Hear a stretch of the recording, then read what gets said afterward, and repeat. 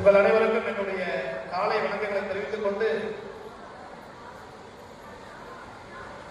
Madam அவர்கள் சொன்னாங்க இந்த நிகழ்ச்சியை பண்ணணும்னு.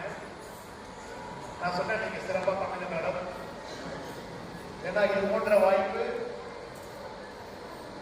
இத்தனை பேர் கலந்து கொள்கின்ற ஒரு வளைகாப்பு என்பது அவ்வளவு சாதாரண யாருக்கும் கிடைக்காது. அந்த வளைகாப்பில் கலந்து கொள்வதில் நான் நிச்சயமாக வருகிறேன் என்று சொல்லி அவர்களுக்கு இந்த தேதியில் பண்ணலாம் என்று உங்கள் விருப்பம் போல வைத்துக் கொள்ளுங்கள் என்று சொன்னேன். அவர்கள் இந்த தேதி நன்றாக சொன்னார்கள். இந்த நாளில் உங்களுக்கெல்லாம் இந்த வளைகாப்பு விழாவை செய்வதில் மாண்புமிகு நம்முடைய தமிழக முதலமைச்சர் சமுதாயத்தில் இருக்கின்ற அடித்தட்டு மக்களுக்கும் அனைத்து திட்டங்களையும் சென்று சேர வேண்டும். அதே போல கர்ப்பிணி தாய்மார்கள், ஊட்டச்சத்து குறைபாடு உள்ள குழந்தைகள், அதனுடைய விகிதாச்சாரப்படி பார்த்தோம் என்றால் தமிழகத்தில் தான் மிக குறைவாக இருக்கிறது.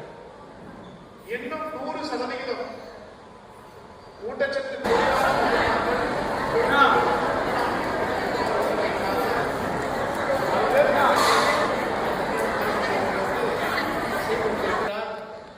அந்த வகையிலே அதன் ஒரு பகுதியாக தான் இதை நாம் பார்க்க முடிகிறது. இப்ப உங்களுக்கெல்லாம் எப்படி சாப்பிடணும், என்னென்ன சாப்பிடணும் நான் சொல்ல மாட்டேன். ஏன்னா உங்களுக்கு எல்லாமே தெரியும். வீட்டில் பெரியவங்களை சொல்லியிருப்பாங்க, அதை விட முக்கியமா டாக்டர் சொல்லியிருப்பாங்க. உங்களுக்கு அடிக்கடி செக்அப் செய்கின்ற அலுவலர்கள் கிட்ட சொல்லுவாங்க. இருந்தாலும் கூட அந்த காலகட்டத்தில் சாப்பிடுவது என்பது கொஞ்சம் சாதனையாக தான் இருக்கு. ஏன்னா போன மீட்டிங்ல நான் சொன்னேன்,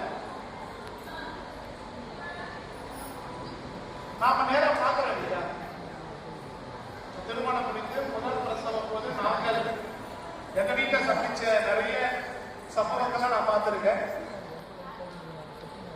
அதெல்லாம் இப்போ ஏன்னா நீங்க ரொம்ப எல்லாருமே பார்க்கும்போது பிரைட்டா இருக்கீங்க.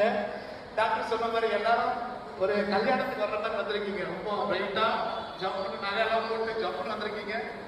அதுலயே தெரியுது நீங்க ரொம்ப சந்தோஷமா இருக்கீங்கன்னு. இதுல என்னன்னா,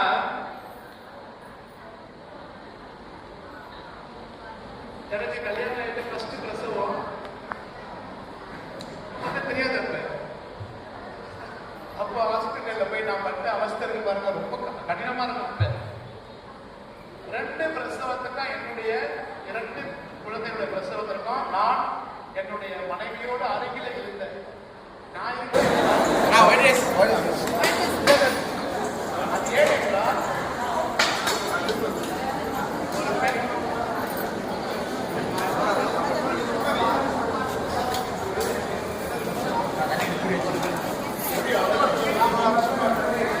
இருப்பார்கள் என்பதை நான் தெரிந்து கொள்ள வேண்டும். அதுக்காக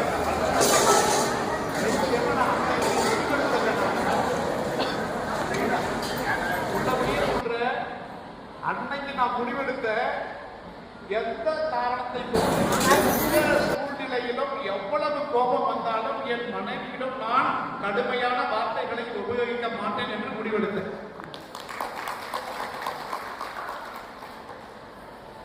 குடும்பத்துல கோபம் வரும், சண்டை வரும், சச்சரவுகள் வரும், பிரச்சனைகள் வரும். எத்தனை பிரச்சனைகள், எவ்வளவு பெரிய பிரச்சனைகள் வந்தாலும் கூட 2 முடிவு நான் அன்னைக்கு எடுத்தேன். இன்னைக்கு வரையும் நான் அதை மெயின்டைன் பண்றேன். கை நீட்டி மட்டும் அடிச்சிடக்கூடாது மனைவியை. அதை விட கடுமையான சொற்களால் பேசிவிடக் கூடாது. இந்த 2 முடிவு நான் எடுத்தேன். ஏன்னா